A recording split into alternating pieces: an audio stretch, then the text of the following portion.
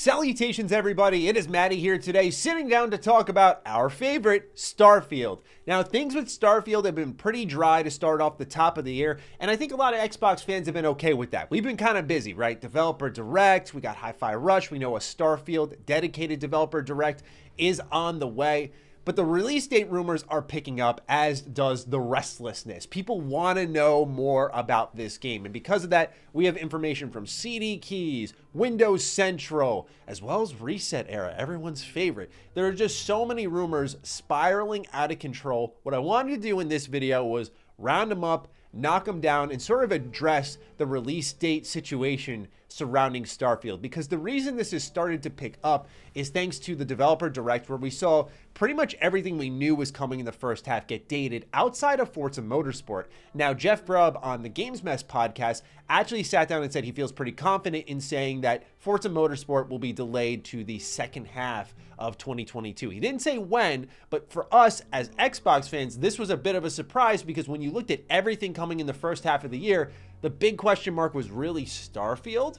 And then the others we thought would be slam dunks, especially Forza Motorsport. That was the one that we all looked at and went, it's turn 10. Like, they're not going to miss their window. It's a racing game, bro. But it turns out they may. And because of that, now the first half has opened up a little bit more where folks are thinking, well, is June Starfield's slot now? Is that for sure?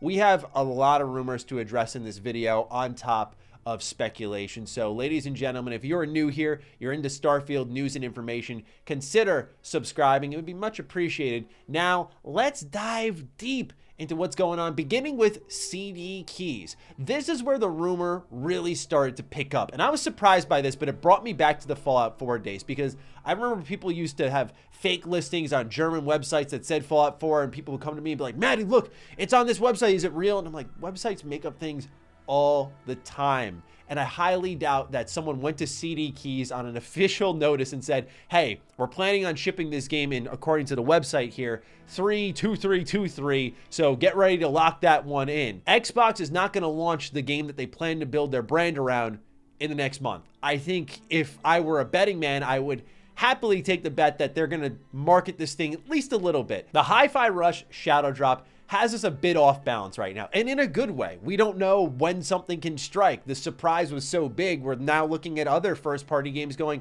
what could Xbox do with these?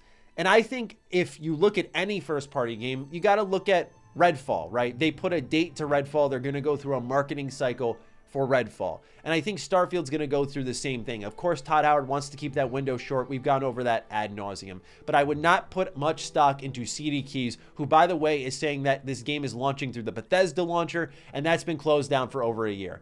Do not believe this one. But Jez Corden also spoke out about this rumor and actually added a little bit from his own sources. And that's where we get into the thick of things on what's going on with Starfield's release date rumors. Because, again, they are picking up dramatically as the community grows more and more restless. So let's read what Jez had to say. We have it on good authority that Starfield's launch date isn't yet set in stone. Speaking to us on condition of anonymity, trusted sources have told us that Starfield is now playable in full from start to finish. The game is truly vast, spanning multiple star systems. As such, the polishing effort is similarly gargantuan in nature. Bethesda's creation engine games feature spider webs of branching narratives, intersecting consequences, and overlapping systems. We will lean into the playability of start to finish in a moment here, but let's stay focused on the release date. So I can exactly corroborate what Jez is saying here about the uncertainty around the date. How can I corroborate that? Well, as someone who's done this for over a decade, you just start to build up sources, build up connections, and you just hear things. Now, I barely report on what I hear, not to be selfish with my information, but just because I don't need to stick my neck out and get burned. I know my job here. I like to report on things. I don't like to do scoops all that often. The only time I did was KOTOR Remake, and that was spot on because I knew it because I saw the game for myself. Now, this same source who had helped me confirm some of the KOTOR Remake rumors did come out to me and say Starfield could slip into the second half. Now, when I reported that, because again, that source has been rock solid, I was like, hey, again, it's a possibility. I never said it was 100% certain, and I always make that clear, not to cover my own butt, but to make sure people know that's what I was told. And a lot of people think, well, why would you say it without certainty? It's like, that's what I was told. And I felt with the restlessness of the community, they should know because information is power. But what I'm learning here as we go deeper into this rumor cycle is now it's spiraling out of control behind the scenes, because I have heard all manner of months, and it doesn't matter which ones I've heard, because that's the problem, is they're coming from different sources. So you'll hear something upwards of April all the way to June and beyond June into November, and it's all over the place. If I am you, and I'm doing the same thing, by the way, as the creator, pull out of the Starfield release date rumors. You're only going to get burned. It's just not worth it, because as someone who's in the thick of the industry, I'm hearing 1,000,001 different things, and I just don't think it's fully worth paying attention to, because the reality is no one truly knows. I think I have a great source, but what I reported can also easily be false. And I think that's the risk here that you take when you report on Starfield. If you're an insider, I would just say pull out, because that's what I'm doing. I'm just like, look, there's too much uncertainty. There's certain things that you can do to kind of lay eyes and confirm and cross-confirm your sources with other reporters. There's times where that works, but with every reporter that I know of hearing so many different things, it is truly out of control, and no one knows. Now, why is it that people are hearing different information? Well, because the release date isn't set in stone, different people have different interpretations of when it can be ready. This part of the game needs more work. It may be beyond the summer. This part of the game doesn't need as much work. It should be around June. I haven't heard those things specifically, but that's one reason. Reason number two is Xbox does have the final say here. This is their IP.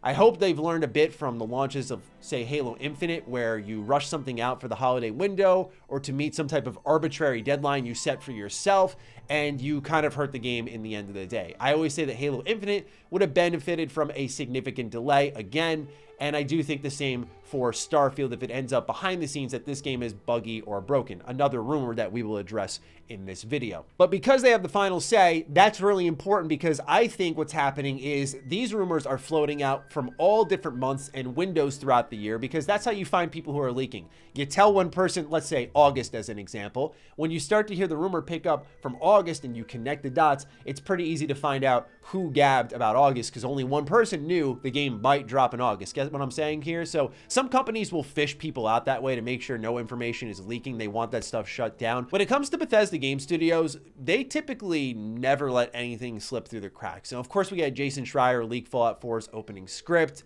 We had Fallout 4's QuakeCon gameplay leak on a website that shall not be named here on this family-friendly website.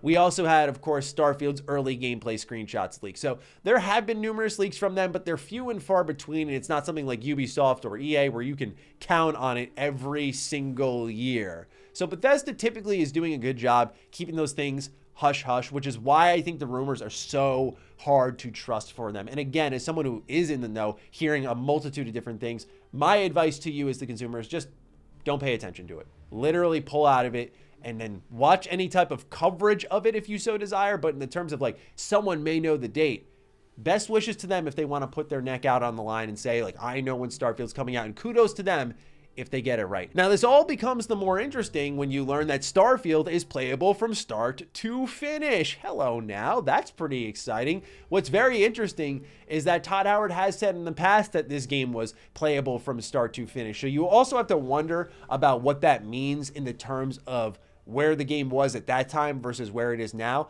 I imagine after the Xbox deal, this game scaled up considerably, and they planned on building the box around it for the next generation. So there's that. They all had to focus in on one console and exploit every type of power available within the Xbox Series X. So there's also that avenue that could have held things up, made them redesign a few aspects of the game. But what this means is, as we've expected for a while, and as it should be based off promises made, Starfield's in the bug stomping phase. And when you look at the 1,000+ planets and the amount of time they have to take to go through this game and clean it up, oh my gosh, I do not envy that task. But the reason I'm sitting here happy about that is the same energy I've seen a lot of you having with the game too. Let's just get a really polished, incredible Bethesda Game Studios game. I think back to this really random example of The Outer Worlds. I've always loved Obsidian games. I know much of my audience has as well, but I think we can agree they've been, kind of buggy from time to time. I look at Alpha Protocol, I look at something like New Vegas, or even KOTOR 2 in its vanilla state, and yeah, pretty buggy. But when The Outer Worlds dropped, a lot of folks were commending the game because it was pretty polished. and it was a good feeling, and it was like building confidence in Obsidian, like, hey, they got something here. When it comes to Bethesda Game Studios, I'm imagining they want to turn the page and kind of leave the Bethesda moniker behind. So that's probably why it's taking so long. That's probably why these release dates are all over the place. And that's probably why we got here in this next little story that we're going to just briefly skim over to shut down. This ResetEra rumor picked up. So someone had said that they heard about a game from Tango Gameworks, of course being Hi-Fi Rush, that was going to be available later that day. This was posted the day of the showcase, and once that ended up being true, they then posted a follow-up saying, well, here's all this other information I have from a source, and they end up writing here that Starfield is reportedly in rough shape. Now, here is the problem with this specific report is there was a lot of information out there for Hi-Fi Rush. I think a lot of us just missed it. Starting off, this trademark was submitted in 2020. So this has been floating around in Bethesda internally for quite some time. Now, Jeff Grubb said while he was guesting on the Xbox Era podcast that Xbox was planning some type of showcase in the coming month, leading from December into January, of course, that being developer direct. And he even teased a little bit that something new would be coming. And then, of course, Jez and Randall Thor on the Xbox 2 podcast chatted a bit about what was going on with Hi-Fi Rush and what it could be. And then eventually it started to be indicated this was a Tango Gameworks game across multiple shows, multiple sources. And then the last one, right ahead of Xbox's developer direct, the night before, Bill Kuhn wrote, a new game from Bethesda and Tango Gameworks will be announced and or released soon, probably in the Xbox and Bethesda Developer Direct. The name of the game is Hi-Fi Rush. It comes with a standard and deluxe edition. It's rated T14. Obviously, that all ended up being true. Now, I round that all up just to say that someone on ResetEra could have very easily said, hey, look at all this information out here that's publicly available, and it took me personally 5 minutes to find and screen grab for all of you. I'm going to pretend I have a source here. I don't want to always call foul play because I know just as the industry grows, it's going to become more leaky. I mean, look at Hollywood, for example. Just by its sheer scope and scale, things leak all the time. So I just feel like gaming is on that trajectory where more people are going to end up in the know. The fact that I had some relative level of in the know here as just a guy who works on video games and makes videos kind of speaks to the state of where the industry is heading. So I just bring this up to say that, again, they're all over the place when it comes to the release date rumors. I really wouldn't put any stock into any one single rumor, including anything I've reported myself. I'd like to say I do a good job reporting and I take good care of when I do put myself out there. But look, it's just one of those things where I would say as the consumer, don't even bother. It's just way too out of hand, way too many people hearing way too many different things. And when it comes to this ResetEra one, it's very likely that all the public information just led to them looking like they had a source, which is a lot of insiders nowadays. They just see what's happening in the industry and they make logical conclusions based off guesses. There was a insider who used to be a YouTuber, Dan Allen Gaming, and they literally guessed things. They didn't even have sources. They guessed things properly based off what was happening and became a, quote, insider. So anyway, ladies and gentlemen, that's all I've got for you in today's Starfield video. I'm keen to hear your thoughts on what's going on with Bethesda Game Studios and when you think it may be releasing.